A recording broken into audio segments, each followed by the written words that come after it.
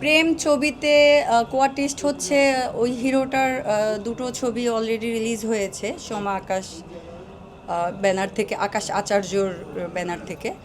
আর হচ্ছে ওখানে কোয়ার্টিস্ট সবগুলাই ছিল আপনার কাজী হায়াত আঙ্কেল, তারপরে সুব্রত দাদা, সবাই ছিল, মানে সবই সিনিয়র আর্টিস্টরাই ছিল। যেহেতু আমি মানে এখন তো ধরতে গেলে সো নিউ হিসাবে আমি আমার যতগুলো ছবি আমি কাজ করছি, কোয়ার্টিস্টগুলো সবই আমাদের পুরানা। আমি আমার আইডল হচ্ছে শাবানা ম্যাডাম। আমি ছোট থেকেই শাবানা ম্যাডামের ভক্ত। আর এরপরে চেষ্টা করি এখন একটু শাবনূর আপুর মতো অ্যাক্টিং দিতে, পারি না। ওনারা দুজন কিন্তু দুই ক্যাটাগরি অভিনয় করে।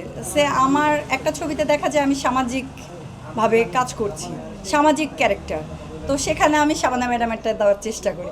আর একটা আছে যেটা আমি এই যে প্রেম ছবিটা, এটা না চঞ্চল, চেষ্টা করছি কিন্তু হয়নি। রোমান্টিক ছবিটা খুব পছন্দ করি, যেহেতু আমার চেহারার সাথে আমার ক্যারেক্টারের সাথে আমাকে যায়। হ্যাঁ, গোমর ছবিটাতেও সেম, আমার ডিরেক্টর আমাকে বলছে তোর চরিত্র তুলে ধরেছি। গোমর ছবিতেও কিন্তু আমার গল্পটা অনেক সুন্দর। মানে প্রবাসী ছেলে থাকে, আসে ছোট্ট একটা মেয়েকে বিয়ে করে। না, গোমরে হচ্ছে পিনিক ছবির যে হ্যাঁ, না আরেকজন হিরো ছিল, উনি করেছে। হ্যাঁ, মেইন লিড ক্যারেক্টার উনি করেছে। আরেকটা হিরো আছে, ওটাও ভালো হিরো কাজ করেছে। না, ওইটাও রোমান্টিক সামাজিক গল্প, খুব সুন্দর, সাইমন তারেক ভাইয়ার ছবি। এখন যেটা গোমর, এটা রিলিজ পাবে, আপনারা পাবেন হচ্ছে জানুয়ারিতে, হ্যাপি নিউ ইয়ার উপলক্ষে। আর প্রেম যেটা, এটা আসবে হচ্ছে আমার পুজোতে। আর এর মাঝখানে আরেকটা ছবি আছে, তুমি তুমি সারাক্ষণ। এই ছবিটা মানে এর মাঝখানেই মানে নির্ধারণ করে রিলিজ করবে। প্রেমেতে একটা আছে, যেমন না রোমান্টিক না, রোমান্টিক না।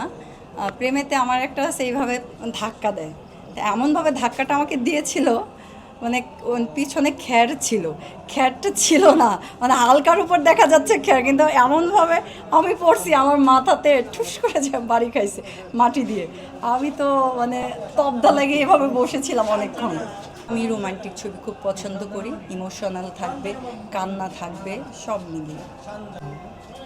আমি হচ্ছে চাই আমার যারা দর্শক আছে আমাকে খুব সহজভাবে সুন্দরভাবে অ্যাকসেপ্ট করুক, কারণ আমি আসলে প্যাচগুজ বুঝি না, আমি স্ট্রেট ফরওয়ার্ড মানুষ। আমি সহজ সরলভাবে চলতে চেষ্টা করি। হয়তো অনেকেই এটা ভালো চোখে দেখছে না, কারণ আমি সবার সাথে মিশে যাই, কারণ এটা হচ্ছে আমার একটা পজিটিভ। হয়তো অনেকেই খারাপ চোখে দেখে, এটা যার যার ব্যক্তিগত, বাট আমার কথা আমি আমি সবার সাথেই মিশবো।